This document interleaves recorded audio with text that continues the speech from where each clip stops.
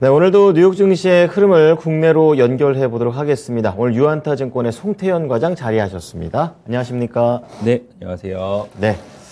자, 오늘 송태현 과장과 볼 주제부터 공개해 보겠습니다. 소비자 물가지수 쇼크, 2020년 6월 이후 최대 낙폭을 기록한 미국 증시가 되겠습니다. 상황이 어땠었습니까? 사실 기대치가 높았던 것 같아요. 사실 8.3을 기록을 이제 하게 됐잖아요. 그렇죠. 그게 이제 예상치가 8.1이었었는데, 우리가 관념적으로 인플레이션이라는 게 유가라든지 이런 게 워낙 빠졌었기 때문에 네, 더 내려갈 거다라고 많이 생각을 하고 있었을 텐데, 예. 그것이 그 기대에 미치지 못하게 되면서 시장에서는 큰 폭으로 이제 하락이 나온 것이 아닌가라고 생각을 해볼 수 있는 것 같고요. 네. 어제 CPI 지수가 발표가 되자마자 나스닥 선물이 바로 2% 넘게까지 하락을 이제 전력처럼 내려가기 시작을 하게 됐었고요. 네. 그리고 장중에 사실상 돌림이 나올 수 있나라는 기대도 해봤었는데 거기서 그런 부분이 아예 없이 더 내려가 계속적으로 버렸죠. 끝까지 이제 하락이 나오게 됐다라고 보시면 될 것 같습니다. 그래서 네. 오늘 시장 관련돼서 사실 걱정이 많으실 텐데 그렇죠. 그 걱정이 좀 더 이어질 수도 있다라는 생각도 많이 될 수 있는 게 사실 16일 날 이제 이 미국에서도 옵션 만기가 있게 되잖아요. 네네, 그렇죠. 예, 그런 점을 생각을 해봤을 때는 미국 증시가 생각보다 반등이 나오는 게 16일 이후가 될 수가 있게 되고 부담이 있죠. 그렇게 되면 국내 지수도 네네. 거기에 따라서 좋지 못한 흐름이 나올 수도 있을 테니까 네. 그런 부분을 조금 염두에 두시면서 매매를 하시는 게 더 좋지 않을까 이렇게 생각이 되고 있습니다. 네, 쉽지 않습니다. CPI 관련해서 어떻게 나왔는지 좀 구체적으로 들어보죠. 네, 말씀을 드린 것처럼 8.3을 기록을 하게 됩니다. YOY 기준 이게 된 건데 8.1을 예상치였었는데 더욱더 높았다는 점. 그랬죠. 그리고 코어 CPI 같은 경우에는 전월에 5.9였었거든요. 네. 근데 6.1로 이제 올라오게 돼요. 그래서 그것도 부담이죠. 이런 부분이 조금 더 사람들의 이러한 투자 심리라든지 기대 심리를 더욱더 많은 부분 꺾었던 것이 아닌가라고 생각을 해볼 수 있는 것 같고요. 네. 조금 더 자세한 내용을 보게 되면은 이 휘발유 가격이라든지 아니면 항공유라든지 이러한 가격들은 많이 꺾이기는 했어요. 에너지는 꺾였고요. 네, 에너지에서 그 두 개는 일단 꺾였는데 네. 반대로 천연가스는 올라갔습니다. 그래서 휘발유라든지 연료 같은 경우에는 뭐 마이너스 10%, 마이너스 5% 전월 대비 빠졌었는데 네. 천연가스는 한 3.5% 정도 상승이 나왔었고요. 그 외에도 보게 되면 신차 가격이 이제 올라가게 되고 네. 음식료 가격이라든지 아니면은 이제 가장 문제가 많이 되고 있다라고 이야기가 나오고 있는 것이 이 주택 가격에 대한 부분이었어요. 임대료에 대한 부분이었었거든요. 그렇군요. 이 임대료가 0.7이 올라가게 되면서 많은 가중치를 이제 부여를 받고 있는데 거기서 큰 폭으로 올라가다 보니까 이 결국은 물가 지표 자체가 많은 부분 올라가게 돼요. 플러스 마이너스가 거기서 났군요. 네, 라고 이제 이야기가 많이 나오고 있습니다. 이렇게 돼서 일단은 월가에서는 이제 이 평가를 내렸던 부분을 보게 되면은 NPL 파이낸셜에서는 연준이 인플레이션이 어디에서 오는지를 주목을 하고 있다라고 이야기를 하고 있고요. 네.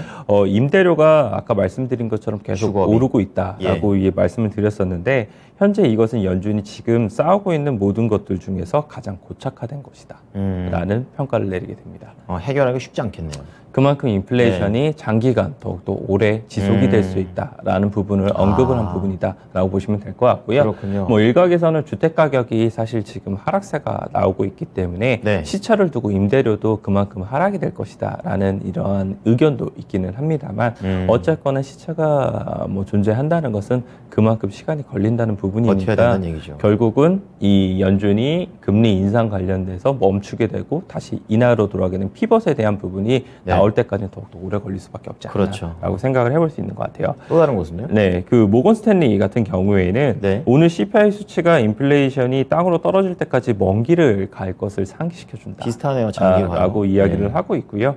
인플레이션이 하락 기조에 있고 연준이 일시적으로 중단할 것이라는 희망적 기대는 시기상조이다라고 이야기를 하고 있습니다. 안 좋네요. 네, 이제 이 수치 관련돼서 사실상 인플레이션의 장기화에 대한 부분을 계속적으로 언급을 하고 있기 때문에 그렇게 되면 당연히 그 뒤에는 금리에 대한 부분에 대해서 이야기가 나올 수밖에 없게 될 거고 그 금리에 대한 이야기를 좀 하게 되면은 캐피탈 이코노믹스에서는 강한 인플레이션이 75bp의 금리 인상을 거의 완만하게 보이게 한다.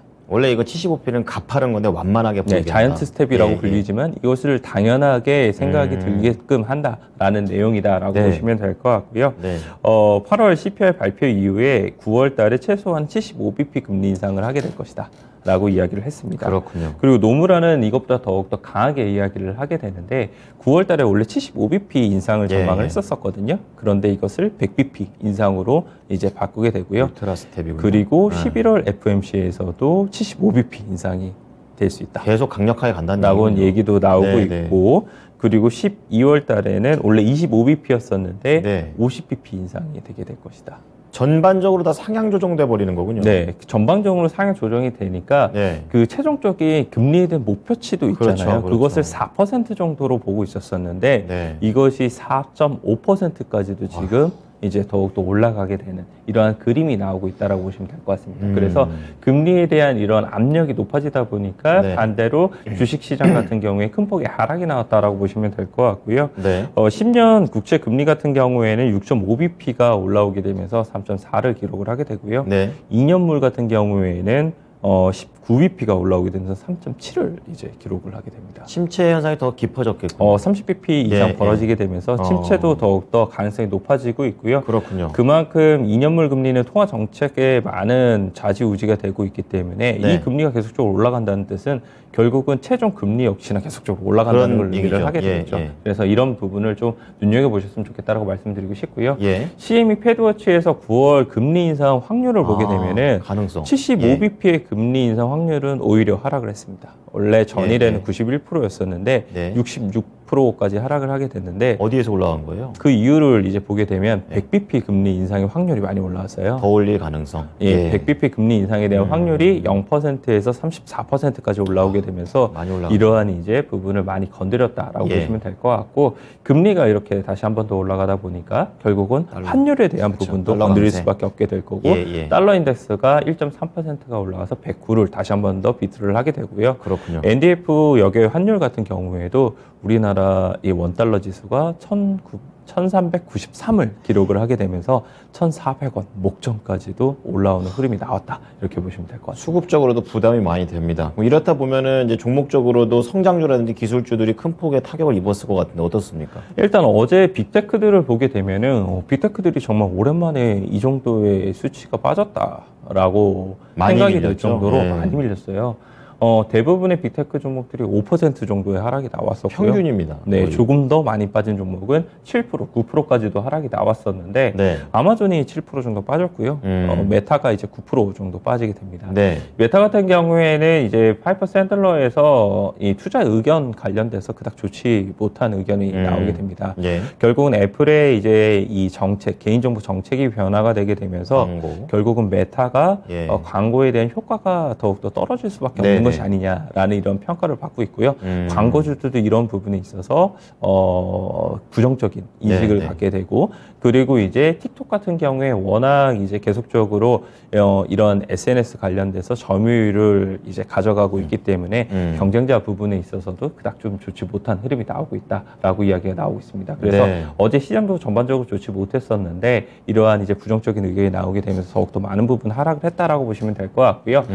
그리고 반도체 지수도 많이 빠졌습니다. 그렇군요. 필라델피아 반도체 지수가 한 6% 정도 이제 하락이 나오게 되고요. 엔비디아라든지 AMD 같은 경우에는 52주 신저가를 기록을 할 정도로 많은 부분 하락이 됐다라고 보시면 될 것 같고 마이크론 테크놀로지도 한 7% 정도 하락이 나오기는 했었었는데 그나마 이제 이 좀 긍정적인 의견이 나왔던 부분이 있었습니다. 이 BNP 파리바에서는 메모리 이 사이클 자체가 이 수축기에 진입을 하고 있기는 하지만 이 마이크론 테크놀로지 같은 경우에는 실적에 대한 부분이 어느 정도 이미 반영이 되어 있기 때문에 뭐 단기적으로 빠르게 올라가지는 못하기는 하겠지만 그래도 장기적인 관점에서 봤을 때는 충분히 접근을 해볼 만하다라고 이야기를 하고 있고요.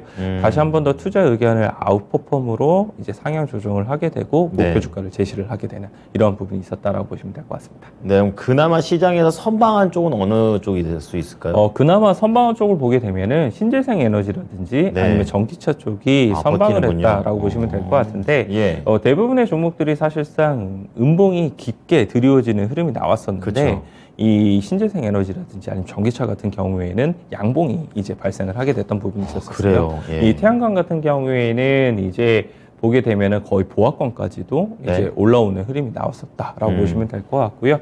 이런 부분에서 봤을 때는 결국은 수급적으로 많은 부분 다시 한 번 더 응집이 될 가능성도 있지 않나 이렇게 네. 생각을 해볼 수 있는 것 같습니다. 자, 전반적으로 부진한 가운데 선방한 종목들도 있었습니다. 그래서 이러한 섹터 내에서 종목들을 좀 골라봤는데요. 두 종목입니다. 오늘의 종목 공개합니다. 태양광 쪽에서 한화솔루션, 그리고 이제 고려신용정보 이제 금리 쪽으로 잡으신 것 같습니다. 하나씩 좀 들어보죠. 네.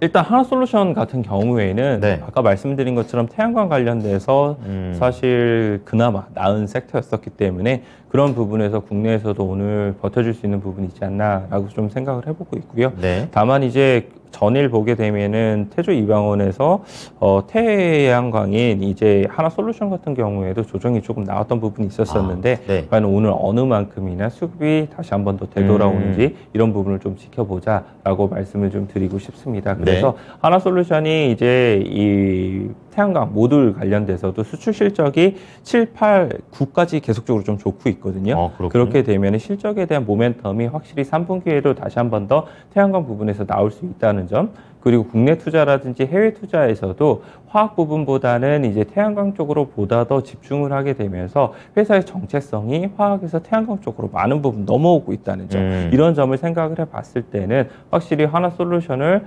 이러한 이제 어지러운 시장 속에서 버팀목이 될 수 있는 종목이 되지 않을까라고 일단은 기대를 하고 있습니다. 그래서 어느 정도 오늘 뭐 대형주기 때문에 하락이 나올 것을 예상을 하고 있는데 오후 시장에 그 하락폭을 조금 되돌려줄 수 있지 않을까, 이러한 관점에서 생각을 하고 있고요. 두 번째 종목의 고려신용정보는 아까 말씀을 드린 것처럼 금리 관련돼서 가져왔던 종목입니다. 그렇군요. 뭐 그만큼 금리가 계속적으로 인상이 되고 있으면 사실 사람들이 금리 상환에 대한 부분에 어려움이 이제 많이 생기게 될 거고, 그렇게 되면 추심에 대한 부분에 있어서도 더욱더 많은 부분 고려신용정보가 할 수 있는 부분이 많아지게 될 것이다. 그렇죠. 라는 이러한 이제 내러티브한 성격의 이런 종목이다라고 보시면 될 것 같고요. 금리에 대한 부분에 있어서 계속적으로 많은 부분 상승이 나올 때마다 고려신용정보라든지 아니면 푸른저축은행이라든지 이런 제주은행이라든지 이러한 이제 이 관련된 종목들이 많은 부분 상승이 나왔다는 점을 감안하게 되었을 때에는 이 종목들은 이러한 이슈가 있을 때마다 변동성을 이용해서 매매가 충분히 가능한 종목이다라고 보시면 될 것 같고요.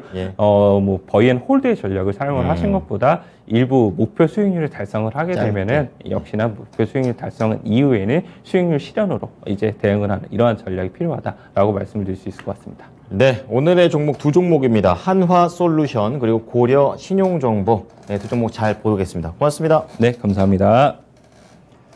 자, 유한타증권 송태현 과장이었습니다. 하락장에서 버팀목이 될 수 있는 종목으로 태양광 찝어주셨고요. 금리 인상과 관련해서 역이용을 해서 이제 고려신용정보 쪽 좀 체크를 해드렸습니다.